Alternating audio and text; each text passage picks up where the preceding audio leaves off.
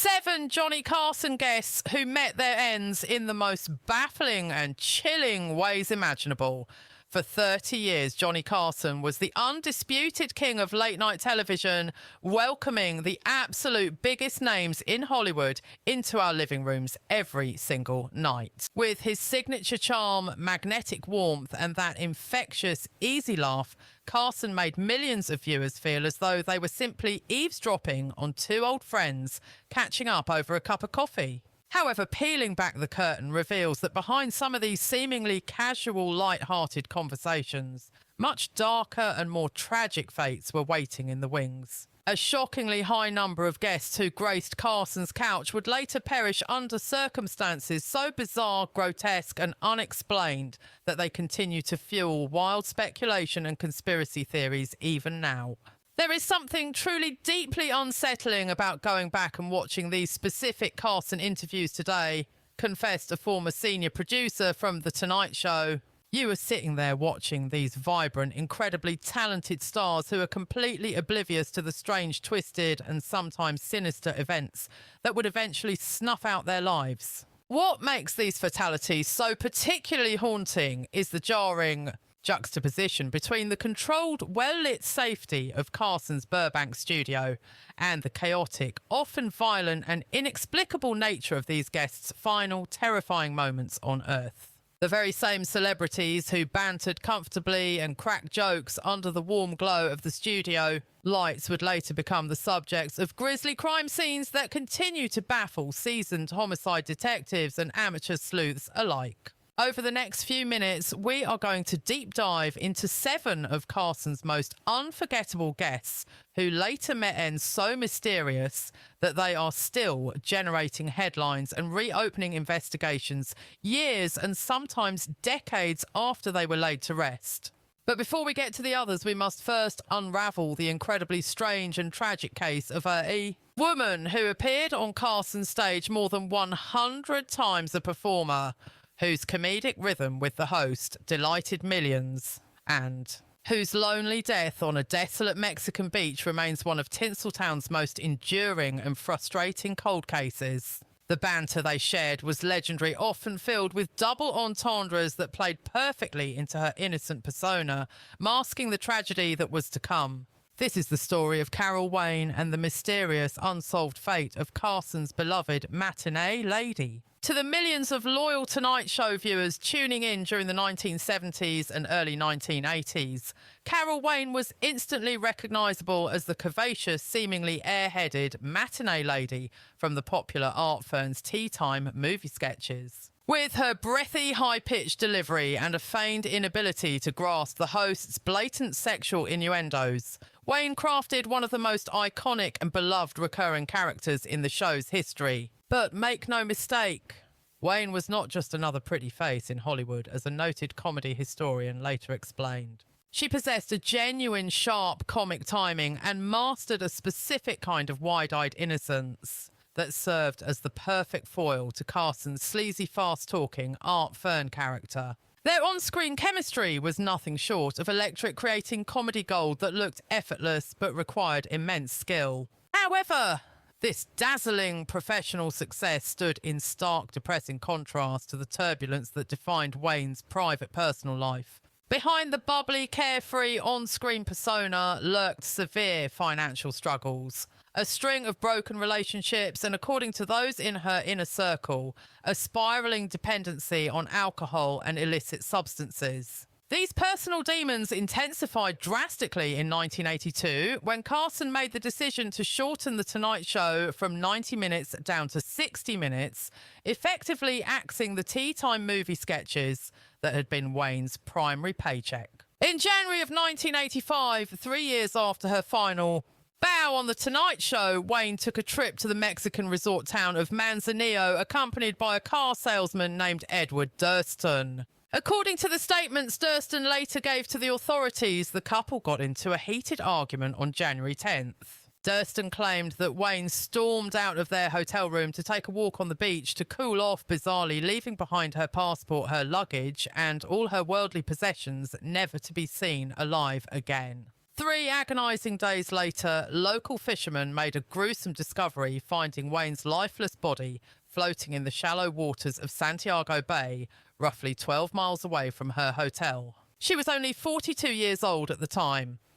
The circumstances surrounding this discovery immediately raised massive red flags, explained a prominent true crime researcher. For a healthy adult to drown in calm, shallow water is highly unusual. Furthermore, Wayne was reportedly terrified of the water and was not known to be someone who would ever go swimming in the ocean, especially alone. Add to this the incredibly suspicious fact that Durston checked out of the hotel and left Mexico immediately after filing a missing person report, fleeing the country before her body was even located. The official ruling on the death certificate was accidental drowning, but this conclusion has generated intense controversy and skepticism for over 40 years. No comprehensive or thorough autopsy was ever performed in Mexico, leaving huge unanswered questions about potential intoxication levels or physical evidence of a struggle. The investigation conducted by the Mexican authorities was described by experts as cursory and sloppy, at best seemingly eager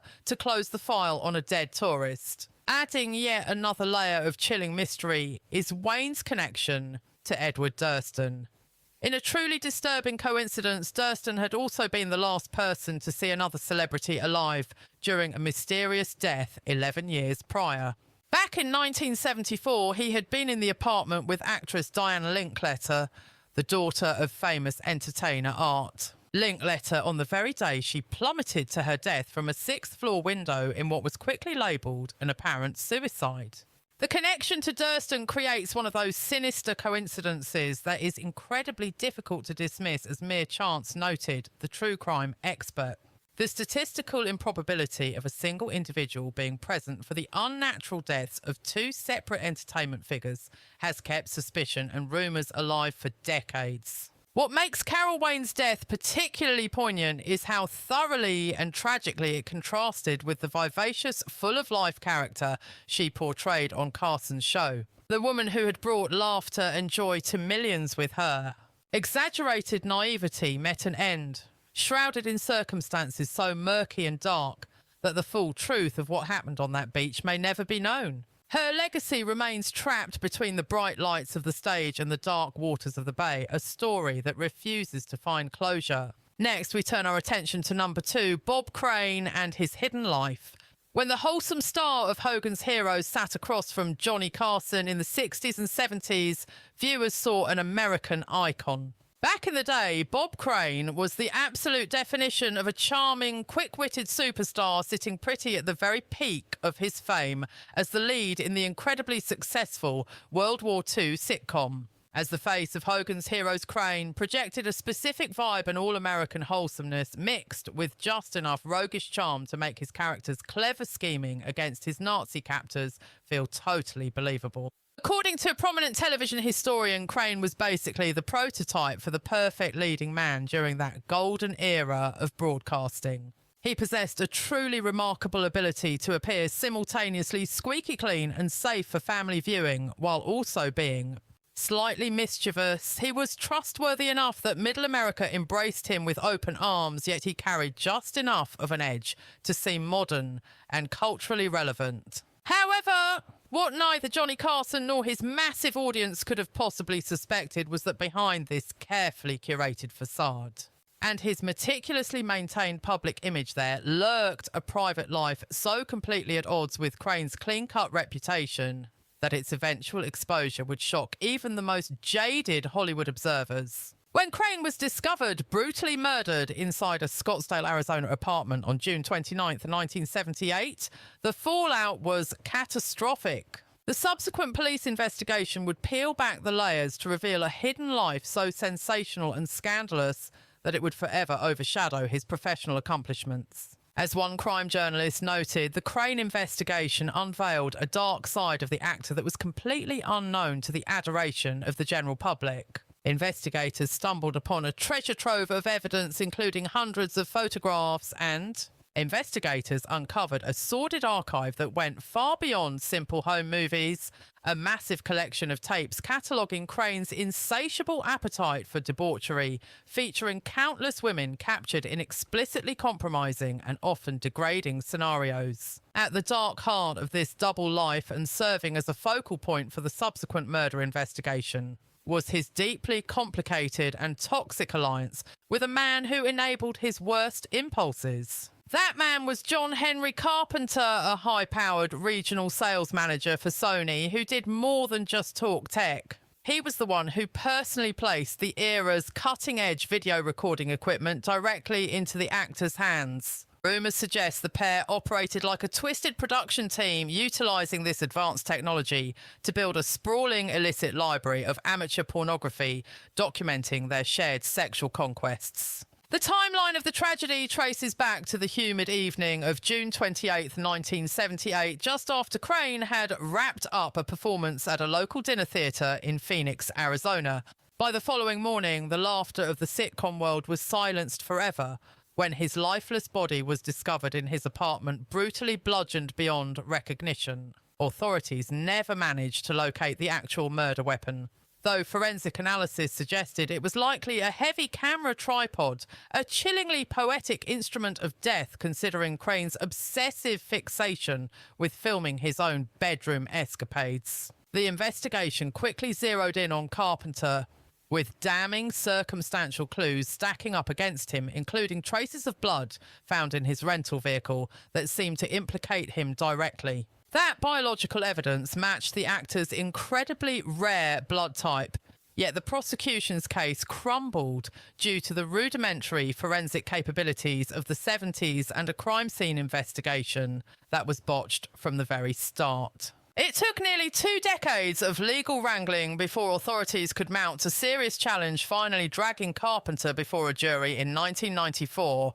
a staggering 16 years after the crime actually occurred. In a crushing blow to the prosecution, the jury delivered a verdict of not guilty, and Carpenter took his claims of innocence to the grave when he passed away 4 years later in 1998. What remains truly disturbing about this saga, according to cultural historians, is how thoroughly the violent end of Crane's life obliterated his professional achievements, permanently staining his memory in the public eye. Prior to that gruesome discovery, the world adored him primarily as the charming, wholesome colonel leading the cast of a smash hit network comedy series. But in the wake of the scandal, that family-friendly image evaporated, replaced entirely by the lurid details of his secret sex life and the haunting, unanswered questions surrounding his slaughter. The enigma of who actually killed Bob Crane has spawned an entire industry of true crime books, television documentaries, and was even dramatised in the 2002 feature film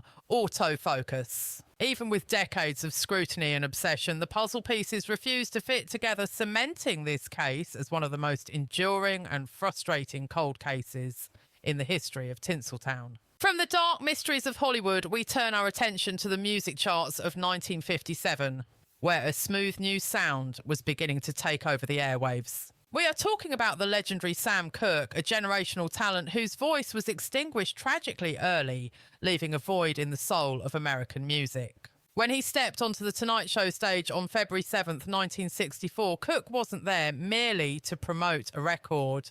He was a revolutionary artist standing at the absolute peak of his creative dominance. The audience witnessed history that night as he delivered a soul-stirring rendition of A Change Is Gonna Come, a track that served as a raw emotional anthem for the civil rights movement born directly from the segregation he faced on the road. Music historians now view that specific broadcast as a watershed moment in American culture, marking the instant where pop entertainment collided head-on with the intense political reality of the times. It signalled Cooke's deliberate evolution, moving away from the polished radio-friendly love songs of his past to embrace a grittier, socially conscious sound that challenged the status quo. It is absolutely heartbreaking to realise that this piece of television history has been wiped from existence. In a move that feels almost criminal today, NBC actually taped over the master reel of that episode, which adds a devastating layer of tragedy to the already sorrowful tale of Sam Cooke. We are talking about a timeline that moves with terrifying speed because barely 10 months after he sat on that couch for the Carson appearance, specifically on December 11th, 1964, Cook's brilliant life was snuffed out in a scenario so twisted, bizarre and filled with contradictions that people are still arguing about what really went down all these decades later. The police and the courts gave us the official story, a justifiable shooting by a motel manager defending herself after a crazed attack. But that narrative has never sat right with the people who actually knew him. His grieving family, dedicated music historians and civil rights scholars have spent years poking holes in that report, highlighting the massive inconsistencies that suggest a much darker cover-up was at play. If you believe the police report, the night began when Cook checked into the gritty Hacienda motel accompanied by a woman named Elisa Boyer, who later claimed she had to run for her life when the singer suddenly turned aggressive and violent. The story goes that Cook believed Boyer had robbed him, specifically taking his clothes to keep him trapped, and in a blind rage, he allegedly kicked open the door to the manager's office. Clad only in a sport coat and his shoes completely half naked, he supposedly attacked the manager, Bertha Franklin, physically assaulting her until she pulled a gun and shot him dead, claiming it was strictly self-defense. Experts who have revisited the case are appalled by the lack of due process, with one crime researcher noting that the investigation into the death of one of the world's biggest stars was shockingly brief and superficial. Believe it or not, the coroner's inquest was wrapped up in a mere 30 minutes and the jury ruled it a justifiable homicide based almost exclusively on the dubious stories told by Franklin and Boyer. There was zero effort to present significant forensic evidence, and the room was full of glaring inconsistencies that nobody bothered to question or investigate further. Perhaps the most disturbing part of this entire miscarriage of justice was the total failure to explain basic physical impossibilities, as the evidence at the scene simply did not match the story the women were telling, yet the case was closed. The autopsy report told a much darker story than the official narrative, revealing injuries on Cook's body that screamed of a prolonged, vicious assault rather than the quick scuffle described by Franklin. Then there is the matter of the star witness Bertha, whose entire credibility crumbled when she was picked up on prostitution charges. This arrest happened mere days after the fatal shooting, casting a massive shadow of doubt over her account, but the suspicion runs even deeper when you look at where Cook was in his professional life. He was making power moves that terrified the establishment, having just launched his own record label and publishing house to secure ownership of his art in an era when black artists were routinely exploited. On top of his business acumen, he was becoming a vocal and fearless force for social justice, growing increasingly unapologetic about the civil rights movement, openly defying segregation laws and refusing to perform in venues that treated his people as second-class citizens. When you zoom out and look at the turbulent political landscape of the 1960s, the rush to sweep this case under the rug starts to look less like incompetence and more like a cover-up, according to music historians. Sam Cooke had evolved beyond being just a chart-topping crooner. He was transforming into a genuine threat to the power structure, an agent capable of sparking real economic and social revolution. His legendary performance of A Change Is Gonna Come on national television wasn't just a song.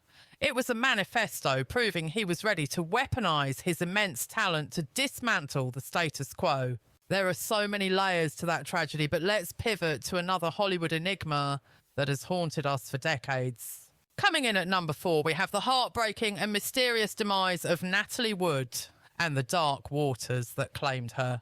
Whenever Natalie Wood graced the guest chair opposite Johnny Carson during the 1970s, the audience knew they were watching legitimate Hollywood royalty at the absolute peak of her powers. She possessed a magnetic quality that is rare today, those deep, soulful eyes, that unforgettable voice, and an effortless charisma that defined what it meant to have true, lasting star power. She was a survivor in a brutal industry, one of the very few who managed to navigate the dangerous minefield of growing up on camera, seamlessly transitioning from a child prodigy to a stunning leading lady. As one film historian noted, calling her a movie star feels like an understatement. Natalie Wood was living, breathing cinema history wrapped in elegance. The world watched her evolve frame by frame from the innocent heart of Miracle on 34th Street to the angsty rebellion of Rebel Without a Cause, and finally into the sophisticated dramatic roles that cemented her legacy.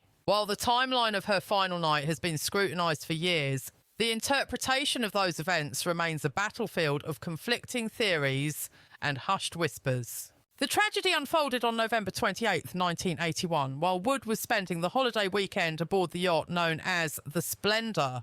Anchored off the coast of Catalina Island in California, the boat carried a volatile mix of personalities: her husband, Robert Wagner, her co-star Christopher Walken, and the vessel's captain, Dennis Davin. In the dead of night, amidst rising tensions, Wood, who famously had a paralysing phobia of dark water, inexplicably vanished from the deck and ended up in the freezing ocean. The search ended in heartbreak the next morning when her lifeless body was found floating a mile away from the yacht, shocked the entire world. At the time, the authorities were quick to close the book, with legal analysts noting that the initial investigation officially ruled her death as nothing more than a tragic, accidental drowning. The working theory suggested that she had tried to take the dinghy out alone, possibly to escape a heated argument, but lost her footing and slipped silently into the dark waves. Investigators leaned heavily on the fact that she was wearing a heavy down jacket and nightgown, arguing she clearly didn't intend to swim, but while this satisfied the paperwork, it left the public with gnawing questions. The biggest hole in the story was Wood's well-documented, intense terror of deep water. The idea that she would voluntarily try to board a flimsy dinghy alone in the pitch black seemed completely out of character. Furthermore, witnesses on neighbouring vessels came forward with chilling accounts of hearing a woman screaming for help somewhere around. Midnight, a detail that completely contradicted the timeline of events offered by the three men remaining aboard the Splendor. Fast forward to 2011, nearly 30 years later, and the case blew wide open again when new information surfaced, driven largely by the changing story of Captain Davin. In his bombshell new testimony, Davin alleged that the atmosphere on the boat was toxic, claiming that Wagner and Wood were locked in a vicious argument fueled by jealousy, that he heard the unmistakable sounds of a physical fight, and most damning of all, that Wagner deliberately stalled before calling for help to find his wife. The saga took an even darker turn in 2018 when the Los Angeles County Sheriff's Department dropped a bombshell by officially naming Robert Wagner a person of interest in the case. Detectives pointed to the fact that Wagner's story had shifted over the decades and highlighted his steadfast refusal to sit down for questioning ever since the investigation was revived. Although they stopped short of labelling him a full-blown murder suspect, this designation marked a monumental shift in how authorities viewed the tragic events of that night. As cultural analysts have observed, the enduring obsession with Wood's death stems from its perfect storm of elements: A-list celebrities, toxic romance, and a mystery that refuses to be solved. Think about the setting of that fatal night. Wood was trapped on a luxury yacht with her husband and her handsome co-star, creating a high-stakes triangle of ego and jealousy involving three massive stars. The volatile mix of personal drama and professional rivalry, combined with the claustrophobic isolation of being at sea, created the perfect conditions for a classic locked room mystery where the truth feels agonisingly close to the surface yet remains forever just out of reach. Now let's switch gears and examine the life of a woman who made a career out of asking the tough questions. Number 5. The curious case of Dorothy Kilgallen, the legendary reporter who likely knew way too much for her own good. Whenever Dorothy Kilgallen walked onto the set of The Tonight Show in the early Carson era, she commanded the room, bringing a level of journalistic weight and seriousness that balanced the comedy. She was a media powerhouse, a nationally syndicated columnist read by millions, a beloved radio host, and a sharp-witted regular panellist on the hit show What's My Line? Kilgallen occupied a unique space in American culture, blending the hard-nosed credibility of an investigative reporter with the glamour of a celebrity, a feat almost no other woman of her time could pull off. Media historians often describe her not just as a reporter, but as one of the single most influential voices in the American media landscape of the mid-century. Her Voice of Broadway column was a daily must-read in over 200 newspapers across the country. So when she sat down with Carson, she wasn't there just to entertain. She was a heavyweight journalist whose whispers could destroy careers. By the moment Dorothy Kilgallen found herself seated across from Johnny Carson, basking in the studio lights, she was already entrenched in the most dangerous assignment of her life. This wasn't just another celebrity puff piece. She was digging deep into the murky waters surrounding the assassination of President John F. Kennedy. Her investigation had led her down a rabbit hole of contradictions, leaving her profoundly cynical about the government's official explanation of events in Dallas. It is within this high-stakes context that Kilgallen's abrupt and shocking passing on November 8, 1965, transforms from a mere tragedy into a glaring cold case riddle. The circumstances were chillingly theatrical. She was discovered lifeless in a third-floor bedroom she notoriously never utilised, still fully clad in the cocktail attire she had donned for her television appearance the night before. Even more baffling was her posture.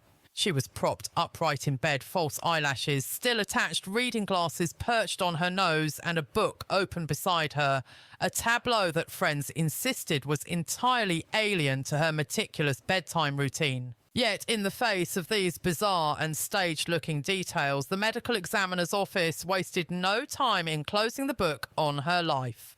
The authorities hastily ruled her demise an accidental overdose resulting from a lethal cocktail of alcohol and barbiturates, a verdict that seemed too convenient for many. While this conclusion satisfied the bureaucratic need for paperwork, it left a gaping void where the truth should have been sparking a firestorm of doubt that burns to this day. Those who knew the reporter best were adamant that she had no history of substance abuse, nor did she have any logical reason to ingest the specific deadly mixture of chemicals identified in her toxicology report. The timeline of her death is not just coincidental. It is strategically suspicious, noted a prominent media historian regarding the case. Kilgallen had confided in several close associates that she was on the verge of shattering the official Kennedy narrative, armed with explosive secrets gleaned from a private behind-bars interview with Jack Ruby himself. However, in the chaotic aftermath of her death, the extensive dossier she had compiled on the Kennedy assassination, the very life's work she was ready to publish, vanished into thin air. The complete erasure of Kilgallen's Kennedy file stands as perhaps the most damning piece of circumstantial evidence in the entire saga. According to her confidants, she was not a messy reporter.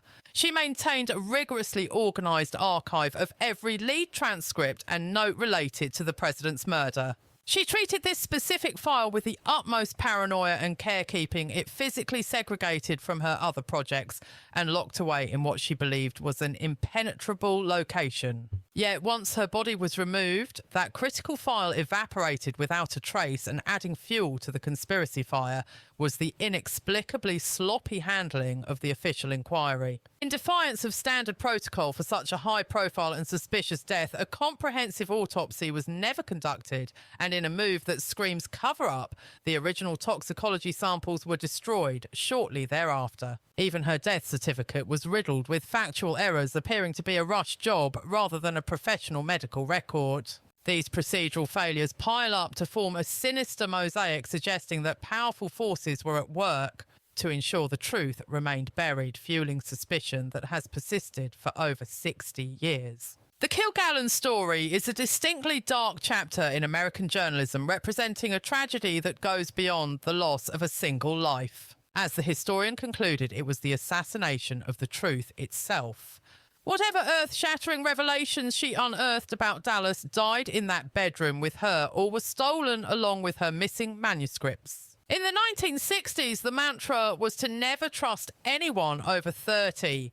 But in the paranoia of 2026, the rule has shifted to never trusting anyone who is still breathing. Chapter 6, Peter Ivers, the visionary of the New Wave movement who was brutally silenced before his time. When Peter Ivers graced the stage of The Tonight Show in the early 1980s, he stood as a peculiar and fascinating link between the polished mainstream world of Johnny Carson and the gritty, chaotic underground of punk art. A Harvard-educated intellectual moonlighting as a punk rocker, Ivers was the host of the cult classic New Wave Theatre, effortlessly navigating two incompatible universes and forcing avant-garde chaos onto network television screens. But Ivers was not merely a man ahead of his time. He was operating on a completely different frequency than the rest of the industry. He was the synapse firing between disparate cultures, forging connections that shouldn't have existed, explained a veteran music journalist. Through New Wave Theatre, he force-fed suburban America a diet of radical bands like the Dead Kennedys and Fear, legitimising a subculture that the mainstream media had previously dismissed as dangerous noise. This unique position as a cultural diplomat makes the gruesome reality of Ivers' death on March 3rd, 1983, all the more disturbing and incongruous. He was discovered inside his downtown Los Angeles loft, the victim of a savage attack, having been bludgeoned to death with a hammer in an act of rage that shocked the community. His apartment, located in the rough Skid Row district, showed absolutely no signs of a break-in, leading investigators to the chilling conclusion that he likely opened the door for his executioner.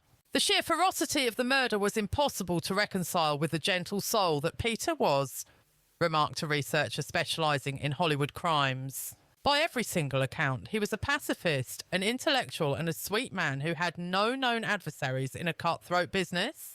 The catastrophic violence inflicted upon him suggests either a crime of uncontrollable passion or a calculated message designed to silence him forever. However, what has cemented the Ivers case as a source of enduring frustration is the absolute incompetence displayed during the initial crime scene investigation. When his friends stumbled upon the horrific scene and summoned the authorities, they were appalled by the casual, almost dismissive attitude of the Los Angeles Police Department. The responding officers barely lifted a finger to preserve the integrity of the scene, allowing a parade of grieving friends to wander through the loft, effectively trampling over potential evidence. It was a masterclass in how not to solve a murder. The mismanagement was catastrophic from minute one, stated a retired detective familiar with the file.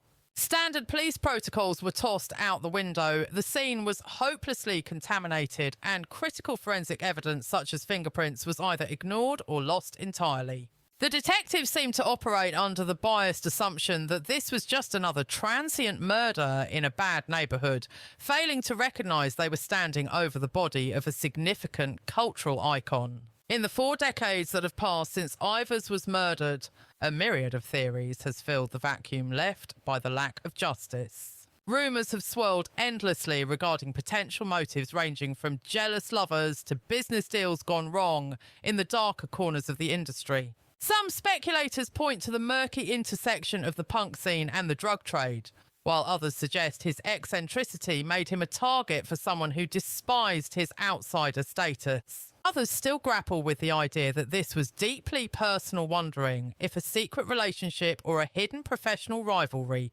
boiled over into lethal violence that night. What truly makes the Ivor case keep you up at night isn't just the brutality of it. It's the maddening realisation that we could have had answers if not for a complete and total failure of police procedure, the investigative journalist remarked, shaking his head. See, this isn't one of those classic locked room puzzles or a vanishing act, where the clues simply evaporated into thin air. Ivers was murdered inside the sanctuary of his own apartment, almost certainly by a trusted acquaintance, leaving behind a chaotic scene that should have been a goldmine of forensic evidence had anyone bothered to collect it properly. It reminds me of that time the Dragon and I returned, and I turned to Jerry Thorpe and asked, "You mean to tell me you haven't seen this film yet?" He just looked at me and said no. And I told him, "You're missing out. You absolutely have to watch it."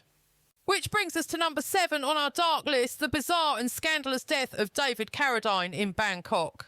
When David Carradine graced Johnny Carson's stage back in the 1970s, he was the living embodiment of a fascinating cultural crossroad, a legitimate Hollywood prince who had somehow morphed into a counterculture hero thanks to his iconic role as Kwai Chang Caine, the half-Chinese Shaolin monk in Kung Fu. He captivated audiences with that distinctively sluggish hypnotic drawl, a deeply philosophical aura and a wiry martial arts honed physique. Carradine Carradine had successfully crafted a persona that spoke directly to an American public that was becoming obsessed with Eastern mysticism and alternative spirituality. Sitting there on Carson's famous couch, Carradine didn't just play the part, he seemed to actually be that guy. Waxing poetic about Zen concepts and radiating a level of chill that stood in stark contrast to the frantic, high-octane energy typical of most late-night talk show guests, noted a prominent television historian. This carefully curated public image of a serene spiritual wanderer is exactly what made the sordid details of Carradine's demise on June 3rd, 2009 so incredibly shocking to the system. The 72-year-old acting legend was discovered lifeless inside the closet of his luxury hotel suite in Bangkok, Thailand, where he had been stationed to film his latest movie project. The scene was graphic and disturbing. He was found hanging by a cord with a second rope bound around his genitals, leading officials to initially classify it as an accidental death resulting from autoerotic asphyxiation gone wrong. That initial ruling caused immediate whiplash for the public, creating a massive disconnect between the man they thought they knew and the way he died, observed a cultural analyst. Here you had a figure celebrated for portraying ascetic spiritual seekers suddenly found dead in a scenario that hinted at a much darker, kinkier and hidden private life. However, what elevated Carradine's death from a tragic tabloid scandal to a genuine bone-chilling mystery were the specific nagging details that started to leak out during the inquiry. The most damning piece of evidence was the fact that Carradine's hands were found bound tightly behind his back, a physical position that would make self-tying the knots incredibly difficult, if not completely impossible, for a solo act. This single inexplicable detail threw gasoline on the fire of speculation suggesting that his death was never an accident at all, but rather a calculated homicide that had been clumsily staged to look like a sex game gone wrong.